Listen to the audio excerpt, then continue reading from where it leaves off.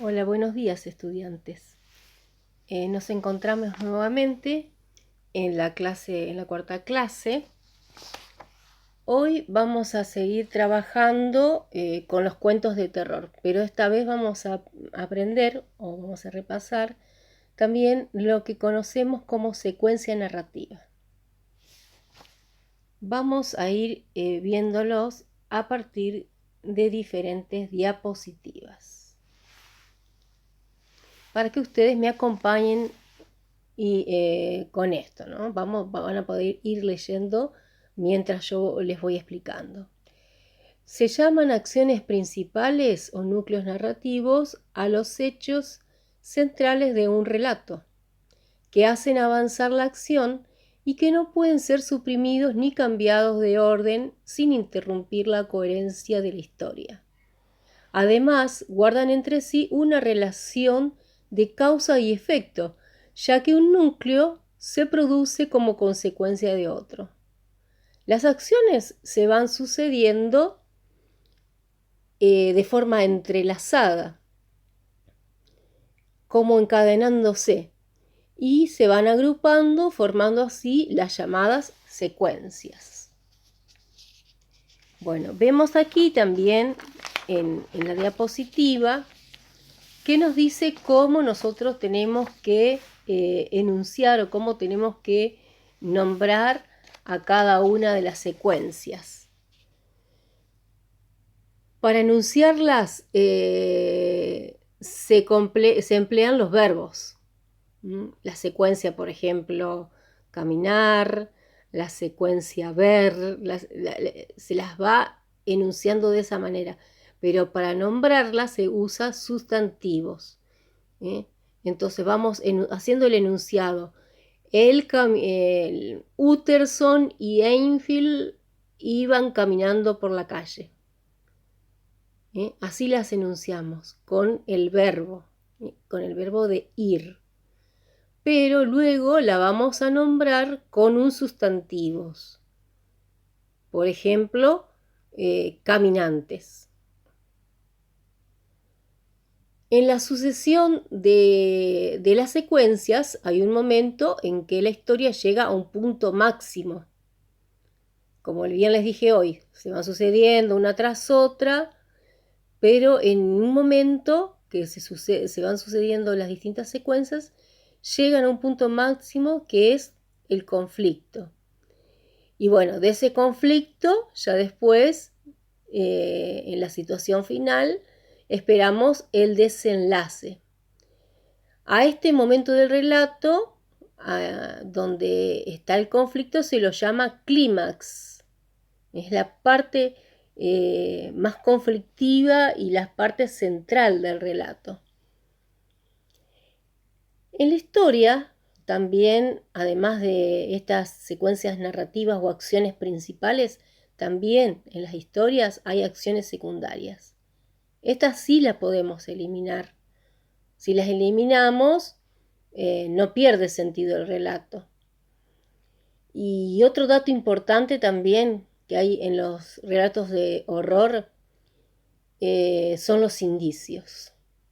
Indicios que nos brindan información sobre los personajes, indicios que nos dan información sobre el ambiente o sobre el lugar o de la época en que se suceden los hechos.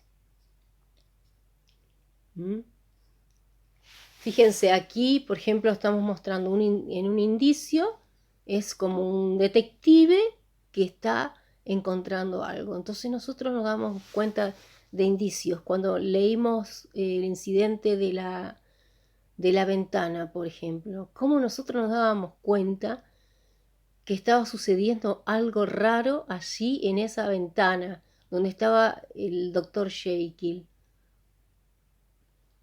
Cómo descubrieron los personajes que Utterson y Enfield, cómo descubrieron que algo raro estaba pasando, por eso decidieron huir. Fíjense, nosotros los indicios los podemos encontrar como si fuéramos detective en un relato. Aquí yo les quiero mostrar un ejemplo de secuencia narrativa. Voy a agrandarla un poquito más para que se vea mejor. En el incidente de la ventana, ¿cuáles serían los núcleos narrativos? El primero es Utterson y su primo pasean por las calles de Londres. Esa sería la primera acción principal que nosotros encontramos en este relato. La segunda es cuando encuentran a Jekyll en su ventana. La tercera acción principal es cuando los dos caballeros tienen una visión terrorífica, cuando lo ven al doctor Jekyll. Y la última es cuando huyen del lugar y continúan su paseo. Fíjense ustedes que son esenciales estas 4 acciones principales y no las podemos, nosotros no podemos de ninguna manera eliminar ninguna de esas acciones, porque si no, el relato no tendría coherencia. Y fíjense cómo están encadenadas una a la otra, porque primero estos dos personajes van caminando, luego encuentran a Jekyll en su ventana, después tienen esa visión terrorífica y finalmente deciden huir. Deciden huir de ese lugar. Así que fíjense que acá cómo se ve todo esto que habíamos explicado recién. Las secuencias narrativas o núcleos narrativos son las acciones principales, son las que le dan sentido al relato, no se las puede eliminar ni cambiar de orden porque si no pierde sentido el relato, y una es como consecuencia de la otra. Bueno, hasta aquí tenemos toda la parte teórica y vamos a comenzar a ver las actividades. Y como siempre, la actividad que voy a realizar a continuación es la lectura de uno de los capítulos de la confesión del doctor Jekyll. Es el capítulo 10, donde él confiesa lo que está pasando con él. Yo se los voy a leer y ustedes me acompañan con la lectura del PDF o si no, con el enlace que está allí, que les dejo ahí. Bueno, vamos a ver cómo... Vamos a ver a leerlo.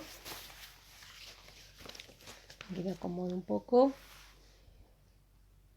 El doctor Jekyll confiesa los alcances de su horrible experimento a Utterson en una carta que éste deberá leer después de la muerte de Jekyll. Acuérdense que era un señor muy anciano y ya estaba enfermo. Bueno, él confiesa así.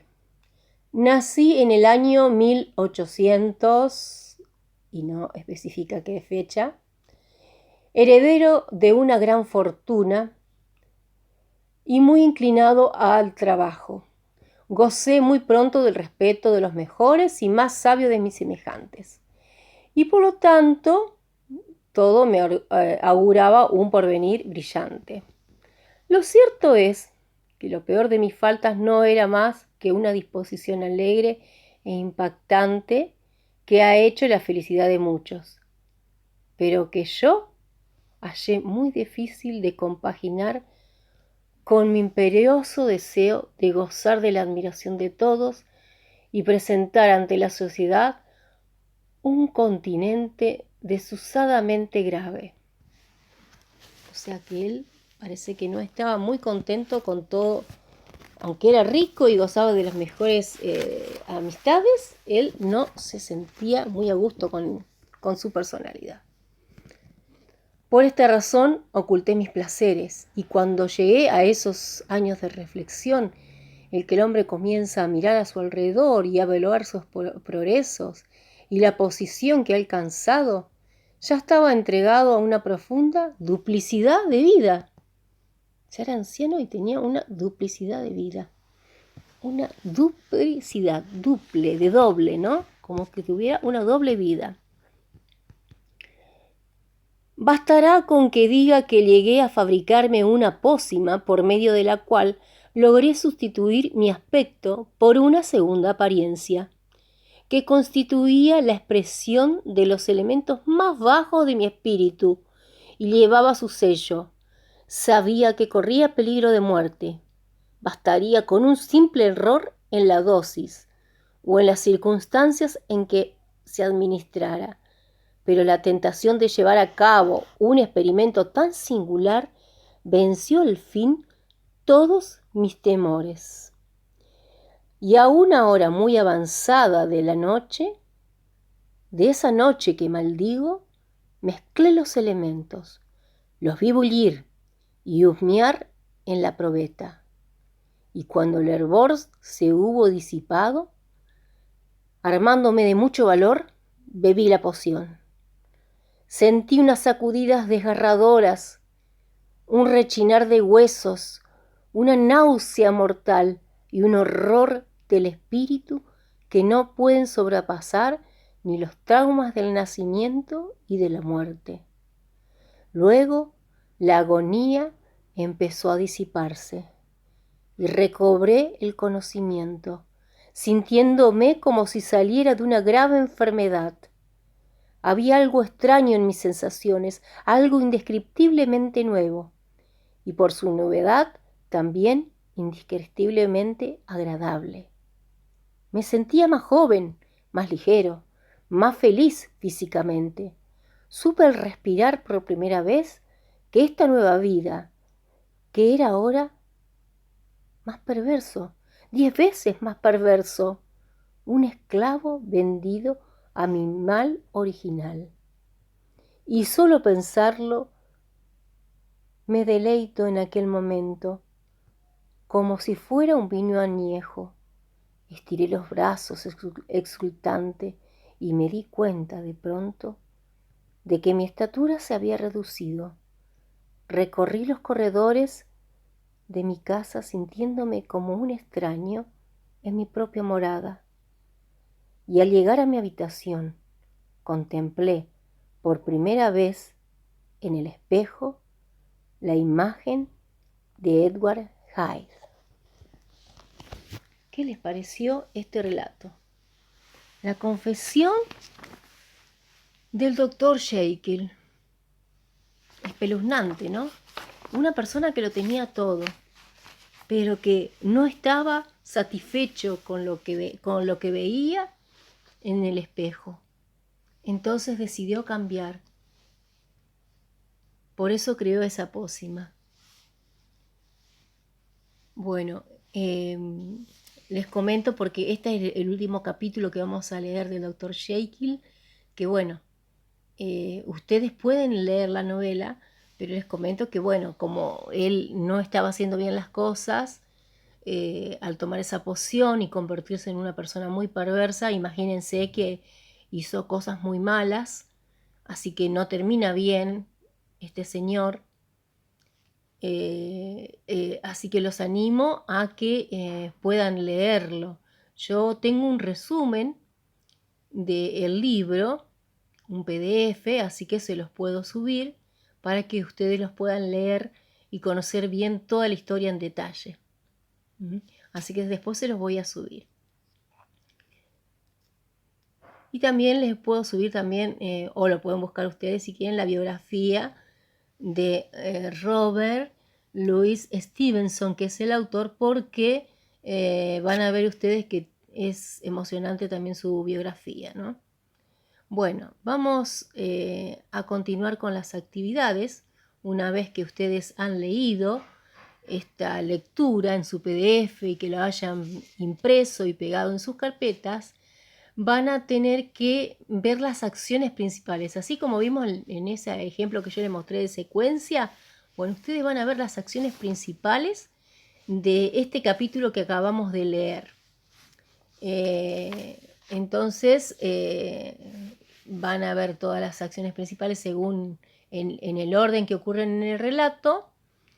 Yo les voy a dar la primera acción y luego la última. Ustedes van a tener que completar las acciones centrales, las acciones principales centrales. Ojo, pueden subrayar en el relato las acciones con un lápiz negro, las acciones principales. Dejen de lado las acciones secundarias.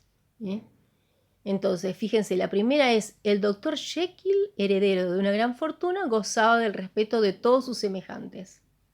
Comienza así la confesión de este doctor. Recuerden qué pasa después. Él tenía una duplicidad, crea una poción y bueno, y así sucesivamente van sucediendo las acciones hasta que llega al final donde él escribe una carta a Utterson que debe leer solo cuando Jekyll muere. En esa carta le está confesando los alcances de todas sus acciones. Así que ustedes van a ir completando las otras acciones. Yo acá les puse B, C, D para que ustedes vayan completando las otras acciones principales para formar las secuencias o los núcleos narrativos. Bueno, esa es una de las actividades que van a tener que enviarme.